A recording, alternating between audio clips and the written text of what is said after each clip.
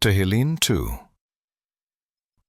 Why do the nations rage, and the peoples plot a vain thing? The kings of the earth take a stand, and the rulers take counsel together, against Adonai and against his Mashiach, saying, Let's break their bonds apart, and cast their cords from us. He who sits in the heavens will laugh. Adonai will have them in derision. Then he will speak to them in his anger, and terrify them in his wrath. Yet I have set my king on my holy hill of Zion.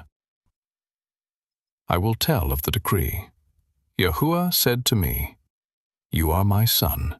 Today I have become your father. Ask of me, and I will give the nations for your inheritance, the uttermost parts of the earth for your possession. You shall break them with a rod of iron.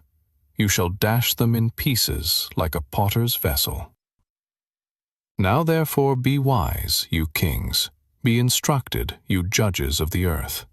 Serve Yahuwah with fear, and rejoice with trembling. Give sincere homage to the Son, lest he be angry and you perish in the way. For his wrath will soon be kindled. Blessed are all those who take refuge in him.